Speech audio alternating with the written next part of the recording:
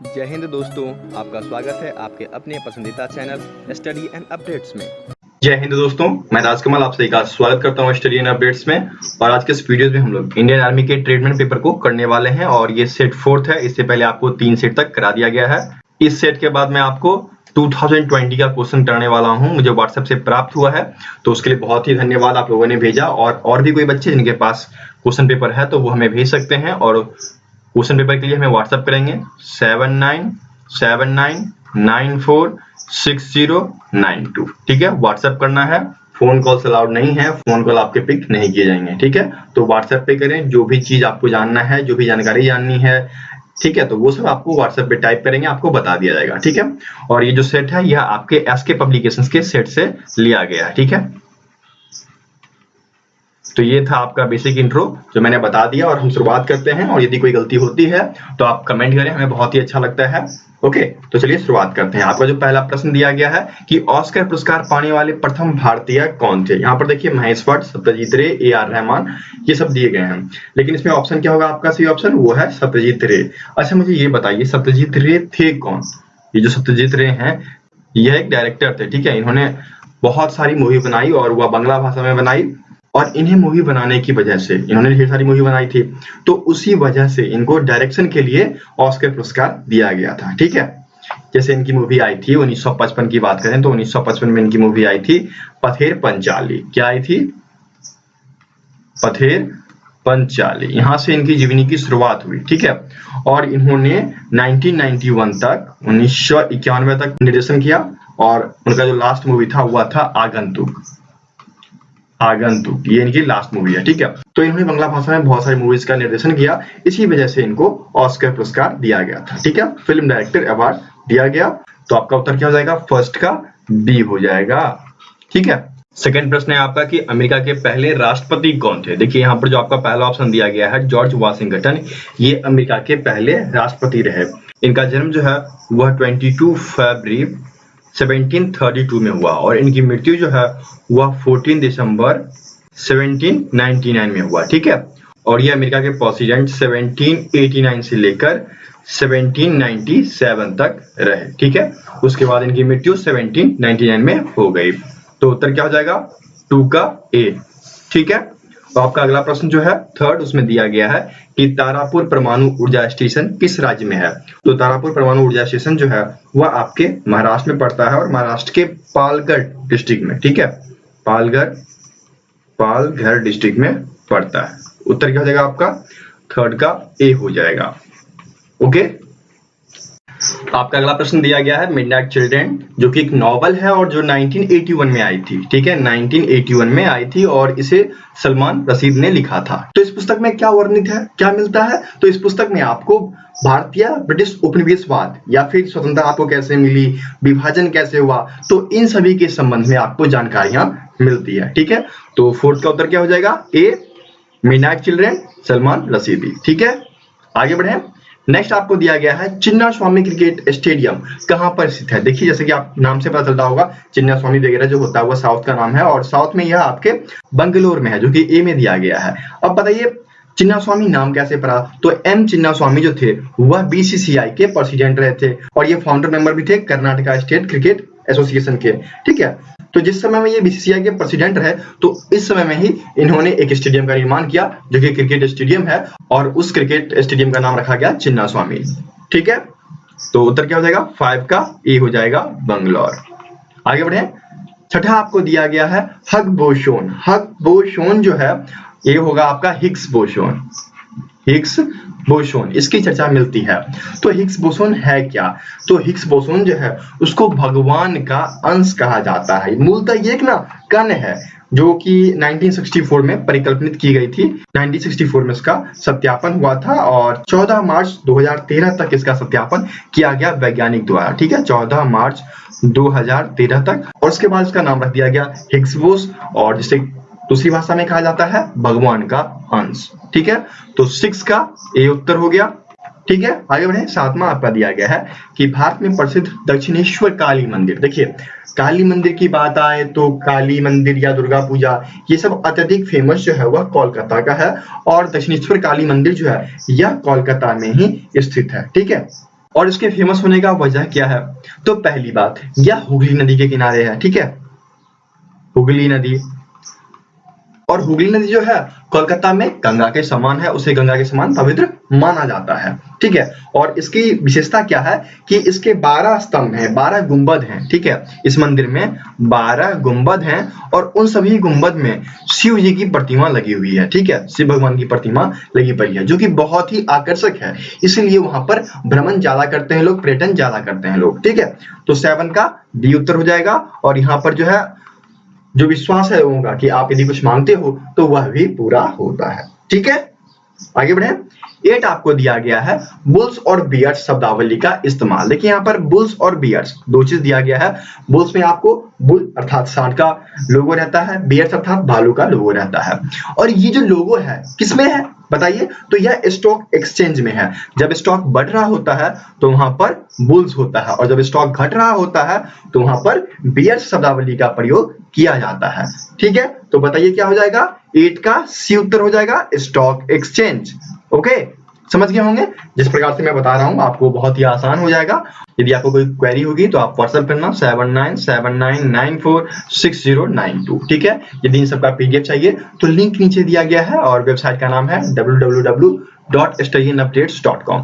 तो वहां चले जाएं, सारे पीडीएफ अवेलेबल हैं। कुल 10 सेट मैंने डाल दिए हैं, आप उन 10 सेट को डाउनलोड करके पढ़ सकते हैं। मैं अभी जो है 4 सेट ही करा रहा हूं, लेकिन वहां पर 10 सेट तक का पीडीएफ अवेलेबल करा दिया गया है ताकि आप लोग उसे खुद से भी पढ़ सकते हो, ठीक है। क्योंकि वीडियो जो है समय अनुसार आता है, यदि हम फ्रीक्वेंट हैं, फ्री हैं तो वीडियोस आ जाती है, लेकिन जब बिजी होते हैं या फिर समय साथ नहीं दे पाता है तो वीडियो नहीं आ पाती है। इसलिए उन सेट्स को वहां डाल दिया गया है ताकि आपके लिए वह आसान हो जाए और आप आसानी से पढ़ भी लो। बहुत सारे मटेरियल्स हैं जो आप आसानी से वेबसाइट से प्राप्त कर सकते हो, ठीक है। अब देखिए आपका 9वां दिया गया है कि हैरी पॉटर, ये मूवी आपने देखी होंगी, ठीक है। इसके कुल 8 पार्ट हैं, 7A 7B करके। और इसमें आपका जो मेनली प्रश्न पूछा गया वो पूछा गया कि मुख्य भूमिका निभाने वाले बाल कलाकार के नाम बताने हैं। तो बाल कलाकार मुख्य रोल में 3 थे, ठीक है, एक लड़की थी और 2 लड़का था, ठीक है। तो यदि हम सबसे महत्वपूर्ण की बात करें तो डैनियल रेडक्लिफ था, ठीक है, डैनियल रेडक्लिफ, जो कि यहाँ पर ए में दिया गया है। और यदि हम सेकेंड की बात करें तो रूप ग्रेट्स, ठीक है, ग्रेट्स आप सुने होंगे, रूप ग्रेट्स उनका नाम है। और तीसरी जो कि अदाकारिका हैं वह है आपके एमा वाटसन, बहुत ही खूबसूरत अदाकारिका हैं, ठीक है। और इनके प्रोड्यूसर का क्या नाम है? तो डेविड हेमन। क्या नाम है? डेविड हेमन इनके प्रोड्यूसर का नाम है। और इस फिल्म का जो बजट रहा था वह आपके 1.2 बिलियन डॉलर रहे, ठीक है, डॉलर में 1.2 बिलियन रहा, ठीक है। बहुत ही अच्छा फिल्म रहा, कुल 8 फिल्म रहे और मजेदार फिल्म है। और इसमें जो है संस्कृत भाषाओं पे जोर दिया गया है कि कैसे जादू टोना संस्कृत में किया जाता है। तो ये सब चीजें थी, बहुत ही मजेदार थी, मैंने भी देखी है। इसके 8 के 8 से बहुत ही अच्छी लगी, बच्चों का बहुत ही बेहतर रूप उभर कर आया है, ठीक है। तो 8 का ए उत्तर हो जाएगा, डैनियल रेडक्लिफ। 10 आपका दिया गया है कि भारत का सबसे घनी आबादी वाला राज्य कौन सा है। देखिए इन सभी ऑप्शन में यदि हम 2011 की जनगणना के अनुसार चलें, 2011 की जनगणना के अनुसार, तो कौन घनी होगा आबादी में? तो कौन है? बिहार है। यहाँ पर क्या है? 1102 लोग पर किलोमीटर निवास करते हैं। तो 10 का सी उत्तर हो जाएगा, ठीक है। अभी जो है 2021 में फिर से जनगणना होगा और फिर सारा आंकड़ा चेंज हो जाएगा। तो 2021 तक, जब तक कि आपके नए सेंसेशन का, नई जनगणना का जो आंकड़ा है नहीं आता है, तब तक आप इसे जानोगे, याद रखोगे, ठीक है। आगे बढ़े।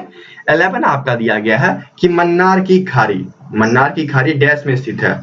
तो मन्नार की खाड़ी जो है वह तमिलनाडु में कह लीजिए। और मेनली यदि हम मन्नार की खाड़ी की बात करें तो यह हमारे श्रीलंका साइड में थोड़ा सा पड़ जाता है। तो श्रीलंका जो है वह तमिलनाडु से सटा हुआ है, ठीक है। तो एक छोर तो हमारा तमिलनाडु के पास पड़ जाता है और दूसरा मन्नार की खाड़ी है वह श्रीलंका के पास पड़ जाता है, जो कि हिंद महासागर में लक्षद्वीप सागर के एक भाग का निर्माण करती है, ठीक है। यदि हम इसकी लंबाई की बात करें तो 160 मीटर लंबी है और चौड़ाई जो है वह 103 से लेकर 275 किलोमीटर तक, कहीं पर 103 है, कहीं पर 275 है, ठीक है। तो इस प्रकार से चौड़ा है। और गहराई की बात कर लीजिए तो 1335 मीटर, ये मीटर में है, ठीक है, इतना गहरा है। तो उत्तर क्या हो जाएगा आपका 11 का ए, तमिलनाडु। अब देखिए 12 दिया गया है कि 5 अगस्त 1945 में किस शहर पर परमाणु बम से हमला किया गया था। देखिए 5 अगस्त 1945 इस दिन हमला तो नहीं हुआ था, हमला आपके 6 अगस्त को हुआ था, लेकिन 5 अगस्त 1945 को जापान के 12 शहरों में, ठीक है, जापान के 12 शहरों में पर्चे गिराए गए थे और वह पर्चा था वहां पर शांतिवाद का, नहीं तो यूएसए जो है अटैक कर देगा, पर लोग नहीं माने, उसका विरोध किए और उसके नेक्स्ट दिन B-29 द्वारा वहां पर परमाणु बम गिरा दिया गया, ठीक है। और यह आपके वर्ल्ड वार सेकेंड में हुआ था, सेकेंड वर्ल्ड वार में हुआ था। और ये जो गिराया गया वह आपके हिरोशिमा से लेकर नागासाकी तक गिराया गया था, वहां तक ध्वस्त हुआ था, ठीक है। तो 12 का सी उत्तर हो जाएगा। ओके, आगे बढ़े। 13 आपको दिया गया है कि पिरामिड किस देश में पाया जाता है। देखिए पिरामिड के बारे में आप जानते हैं और विश्व के 7 आश्चर्यों में पिरामिड का भी नाम शामिल है। पिरामिड जो है वह मिस्र में पाया जाता है। पिरामिड का जो मेन उद्देश्य था बनाने का कि जो राजा महाराजा मरते थे तो उनकी बॉडी को मम्मी बनाकर वहां रखा जाता था। मम्मी बनाने का मतलब है कि उनकी बॉडी में एक लेप लगाया जाता था और उस लेप के द्वारा उन पे पट्टियां चढ़ा दी जाती थी ताकि उनकी जो बॉडी है वह सेफ रहे। और यह त्रिभुजाकार होती है, आप जानते हैं इस प्रकार की होती है पिरामिड, ठीक है। और मम्मी पे आपके 3-4 मूवी आ चुके हैं, आप लोग उन चीजों को भी देखें, उससे आपको और भी नॉलेज मिलेगा, ठीक है। तो 13 का बी उत्तर हो जाएगा। अब चलिए आगे बढ़ते हैं। 14 दिया गया राजघाट कहाँ है। देखिए राजघाट तो आपका जानते हैं दिल्ली में है, नई दिल्ली में यमुना नदी के किनारे जो है वह राजघाट स्थित है। यह क्यों बनाया गया था बताइए। यह जो है महात्मा गांधी की समाधि स्थल है। इस समाधि स्थल पर हे राम लिखा हुआ है, ठीक है। यह काले रंग के संगमरमर के पत्थर से बना हुआ है, ठीक है। कहां पर है? दिल्ली में। और दिल्ली में कहां है? यमुना नदी के किनारे है, ठीक है। और प्रश्न ये भी आपसे पूछ सकता है कि दिल्ली किस नदी के किनारे बसा हुआ है, तो यमुना नदी के किनारे बसा हुआ है, ठीक है। ये सभी चीजें आप याद रखोगे, जीके बहुत ही इंपॉर्टेंट होता है मार्क्स गेन करने के लिए। ओके, तो 14 का ए उत्तर हो जाएगा, ठीक है। आगे बढ़े। 15 दिया गया कि लखनऊ शहर किस नदी के तट पर बसा हुआ है। लखनऊ शहर जो है वह गोमती नदी के तट पर बसा हुआ है। देखिए यहाँ पर 15 का ए उत्तर हो जाएगा गोमती नदी।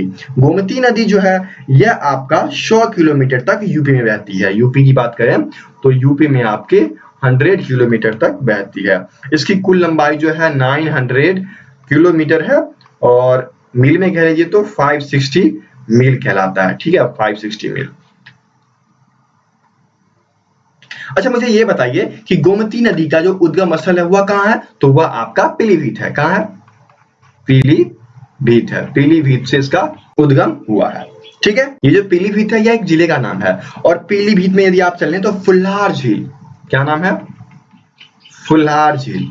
फुल्लार झील से यह उद्गमित होता है, निकलता है, ठीक है, समझ गए। आगे बढ़े।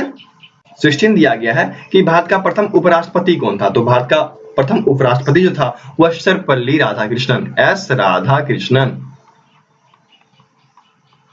ढूंढिए कहां दिया गया है एस राधाकृष्णन। यहां पर आपको 16 के ए में दिया गया है। देखिए एस राधाकृष्णन के जन्मदिन के अवसर पर जो है हम लोग शिक्षक दिवस मनाते हैं, टीचर्स डे जो मनाते हैं 5 सितंबर को, वह इन्हीं के जन्म दिवस के अवसर पर मनाते हैं। इनका जन्म जो है वह 5 सितंबर 1888 को हुआ था, ठीक है। और इनकी मृत्यु की बात की जाए तो वह आपका 17 अप्रैल 1975 है, ठीक है। और ये राष्ट्रपति के साथ साथ भारत के एक दार्शनिक थे और राजनीतिक भी कह लीजिए और एकेडमिक पर्सन भी थे, ठीक है। तो 16 का उत्तर क्या हो जाएगा? ए हो जाएगा, सर्वपल्ली राधाकृष्णन, ठीक है। अब आपका अगला प्रश्न दिया गया है 17 कि स्वतंत्र भारत के प्रथम जनरल कौन थे। देखिए जनरल कहां होते हैं? आर्मी में होते हैं। तो प्रथम मिलिट्री जनरल जो थे वह ब्रिटिश थे, ठीक है। ब्रिटिश इंडियन आर्मी के जो जनरल थे लास्ट वही इंडियन आर्मी के जनरल रहे और इनको फील्ड मार्शल रैंक पर रखा गया था और इनका जो नाम है वह है एम करियप्पा। देखिए यहाँ पर जनरल के एम करियप्पा यहाँ पर आपको 17 के ए में दिया गया है। तो 17 का ए उत्तर हो जाएगा। यदि इनकी हम रेजिमेंट की बात करें तो राजपूताना रेजिमेंट जो है जो दिल्ली में भी है तो उनके ये हेड रहे, ठीक है। चलिए आगे बढ़ते हैं। 18 दिया गया है कि मैसूर किसके लिए प्रसिद्ध है। देखिए मैसूर जो है वह पर्यटन के लिए प्रसिद्ध है और पर्यटन के साथ साथ यहाँ पर क्या है, उद्योग धंधा भी है। यहाँ पर जो बातचीत की गई है, देखिए जूट, सिल्क, अंगूर, जस्ता, ये सब उद्योग धंधा है। तो इन सभी उद्योग धंधों में सिल्क उद्योग जो है वह मैसूर में पाया जाता है। तो उत्तर क्या हो जाएगा 18 का बी। ठीक है, आगे बढ़े। 19 आपका दिया गया कि प्रसिद्ध गोलकुंडा किला कहां पर स्थित है। देखिए गोलकुंडा किला जो है यह आपके हैदराबाद से लमसम 5 मील की दूरी पर है और यह जो किला है अभी ध्वस्त हो चुका है। ठीक है, टूट फूट गया है।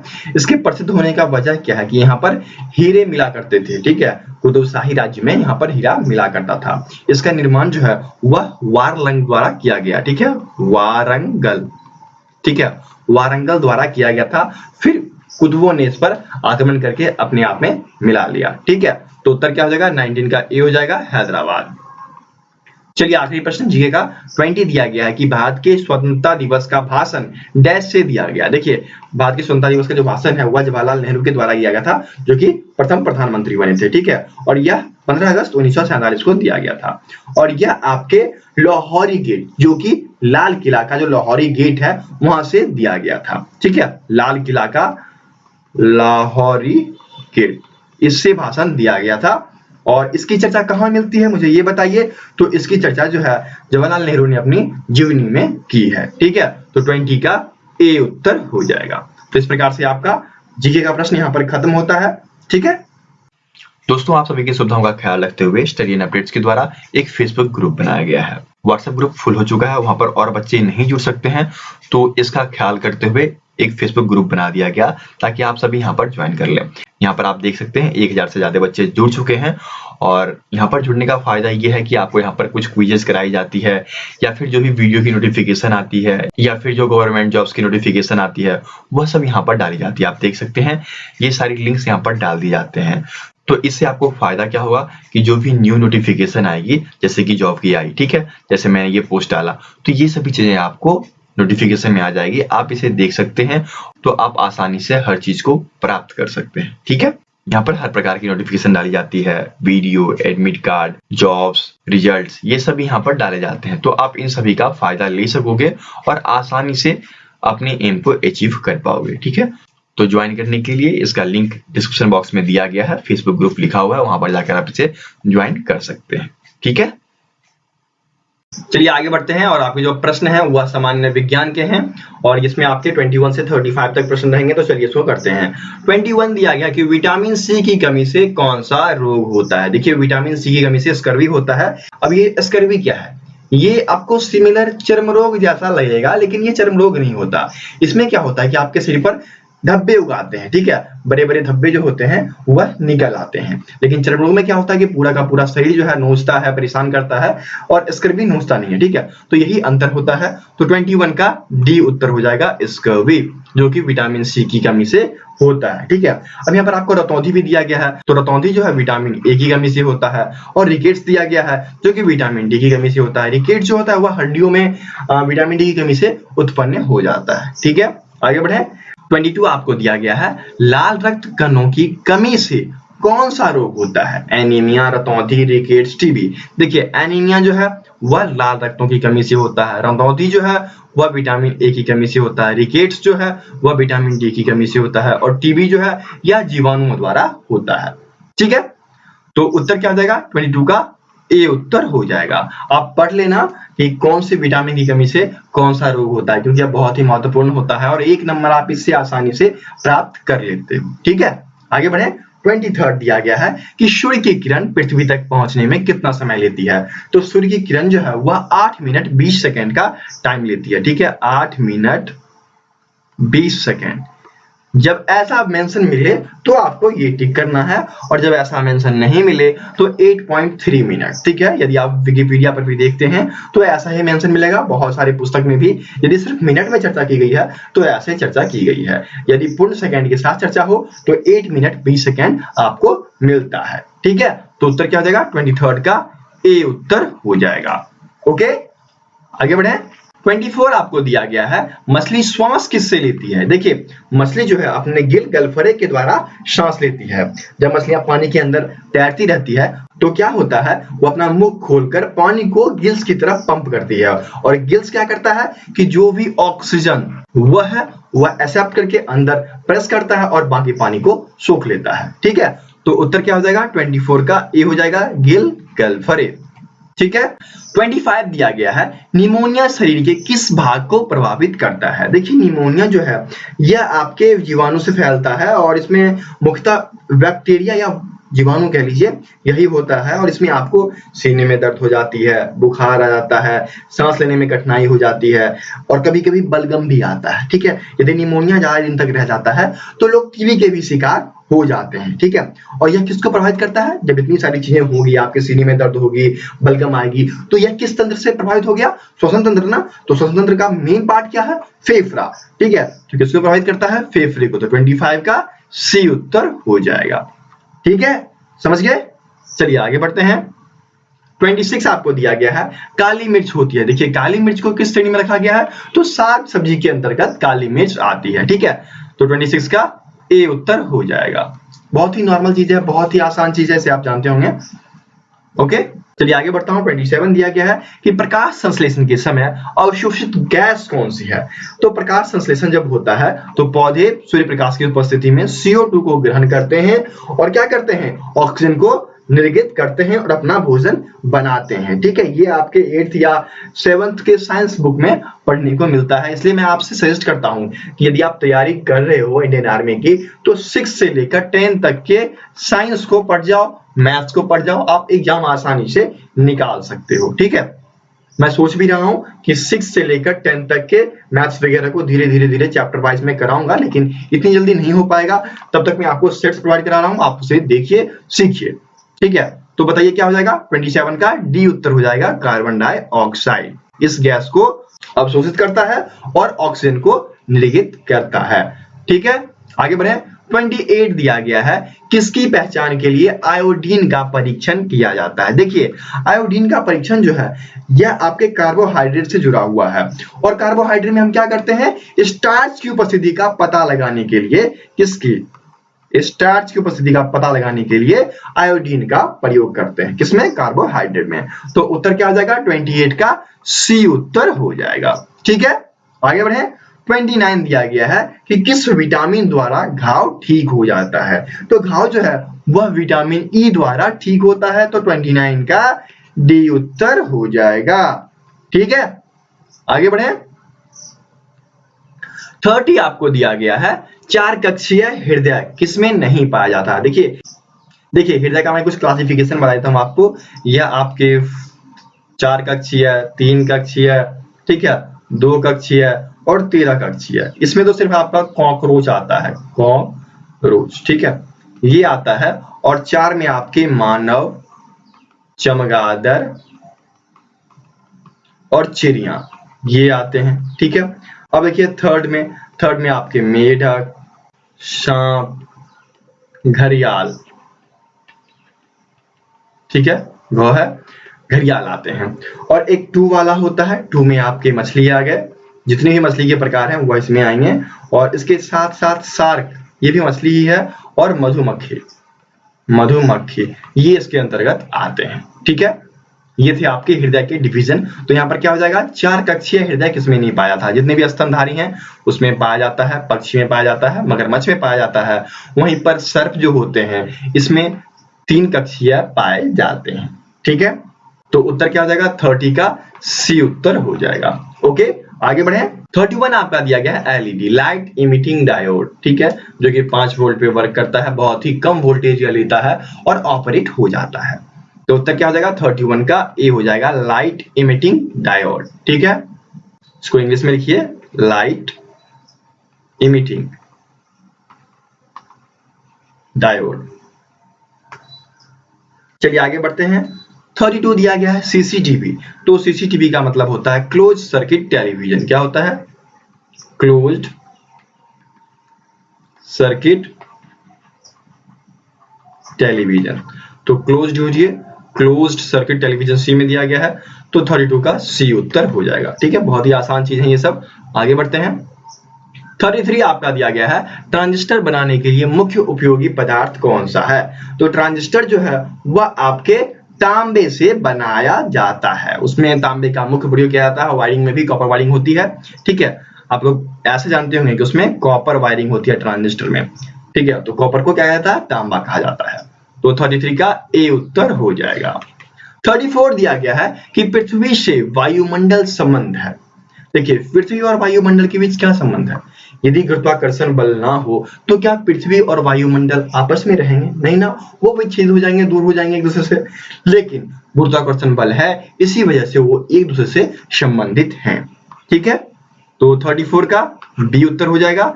चलिए ये बताइए, स्मॉल जी कितना है? 9.8। ठीक है, कैपिटल जी कितना है? 6 पॉइंट समथिंग। ठीक है, तो ये भी आपको याद रखना, प्रश्न पूछे जाते हैं। ठीक है, चलिए आगे बढ़ते हैं। 35 दिया गया है कि न्यूटन का गति का प्रथम नियम। बताइए प्रथम नियम क्या है न्यूटन की गति का?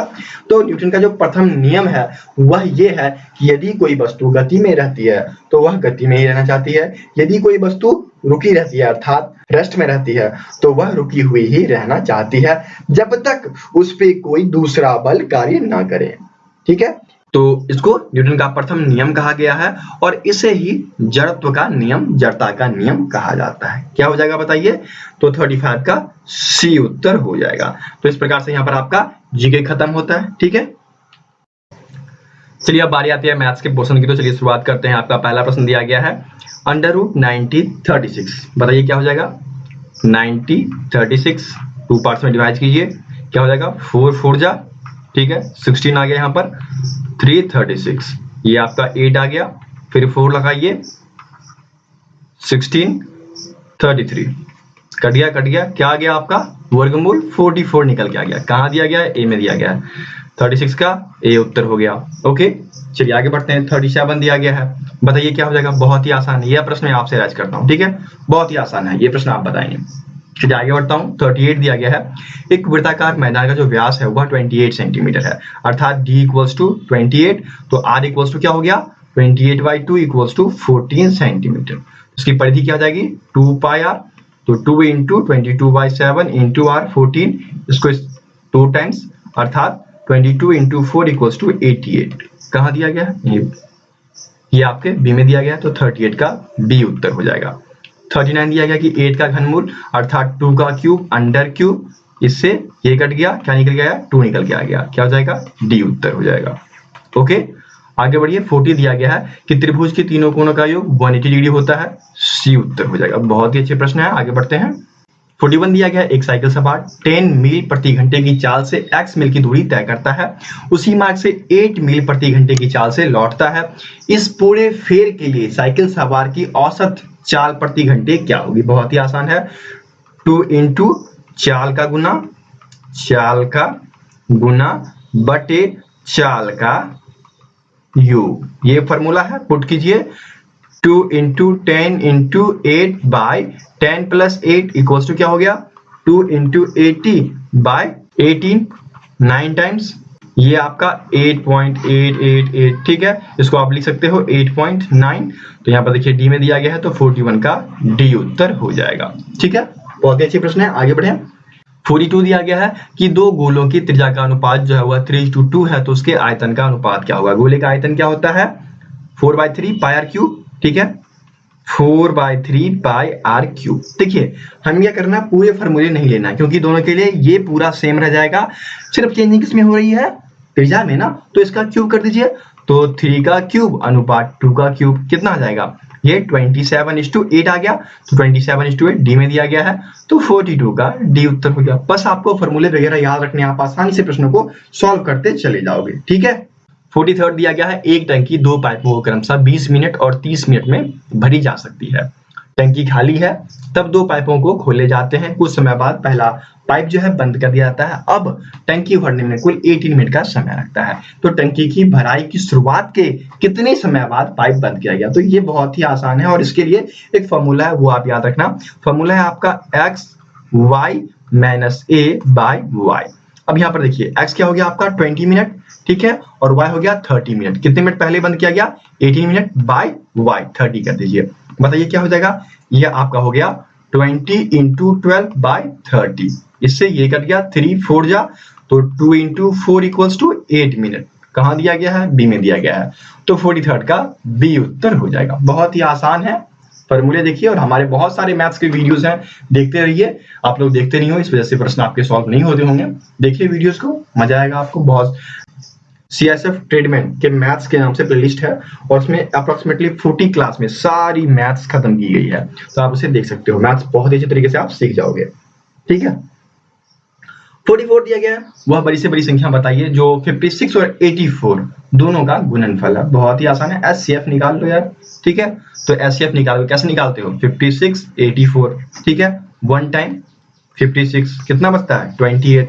56 2 टाइम, ठीक है। 56 कट गया, कितना हो जाएगा? 28 हो जाएगा। कहाँ दिया गया है? डी में दिया गया है। उत्तर क्या हो गया? डी हो गया आपका, ठीक है। इस प्रकार से सॉल्व करना है। अब देखिए 45, इसमें थोड़ी सी गलती की गई है, और जो लिखने का तरीका है वो थोड़ा गलत है। इसमें दिया गया है कि वह संख्या याद कीजिए जिससे 16 का गुना करने पर 225 बढ़ जाती है। देखिए 225 जो है वह 15, ठीक है, 15 का वर्ग है, तो 15 से हम इसको गुना तो नहीं कर सकते हैं, ठीक है। यहाँ पर क्या करना पड़ेगा हमें? उससे एक कम का, अर्थात 14 से गुना करेंगे तो हमें 225 की अप्रॉक्स डिजिट्स बढ़ जाएगी। ओके, तो 45 का बी उत्तर हो जाएगा। यदि हम 15 से मल्टीप्लाई कर देते हैं तो वह ज्यादा हो जाता है, ठीक है। बस यही थोड़ा सा प्रश्न में गलती की गई है लैंग्वेज लिखने में। चलिए आगे बढ़ते हैं। 46 दिया गया है, 1 मिनट 12 सेकेंड 1 घंटे का कितना परसेंट होगा? बहुत ही आसान है, 1 minute 12 second equals to 72 second, और 1 घंटे में कितने सेकेंड होते हैं? 3600 सेकेंड, ठीक है। 1 आवर की बात की जाए तो 60 इंटू 60 इक्वल्स टू 3600 सेकेंड। आप निकाल सकते हो ना आसानी से, कैसे निकलेगा?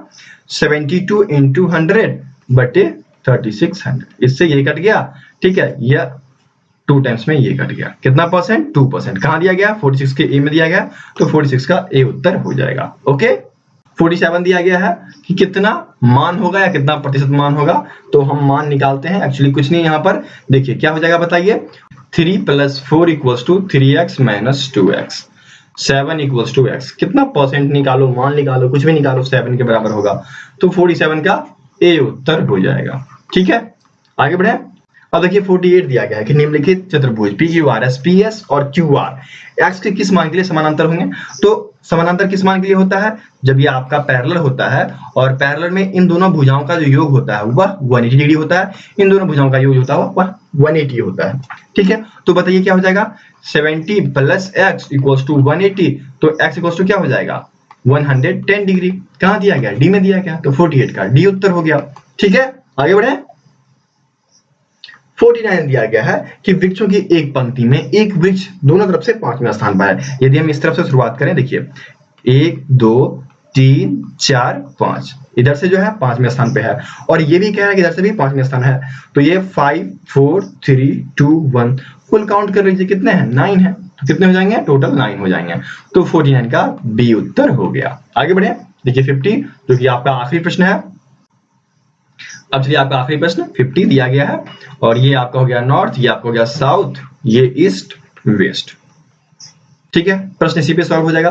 क्या कहता है कि एक व्यक्ति जो है वह दक्षिण की ओर मुंह करके, अर्थात इस मुख करके वह खड़ा है, और वहां से वह बामा, ठीक है। यदि आप इस मुंह के खड़े हो तो ये आपका राइट, ये आपका लेफ्ट, तो लेफ्ट हुआ 135 घूमता है, ये आपका 90 हो गया, और 45 डिग्री, अर्थात इतना हुआ घुमा, 135 डिग्री घूमता है, ठीक है, इस तरफ।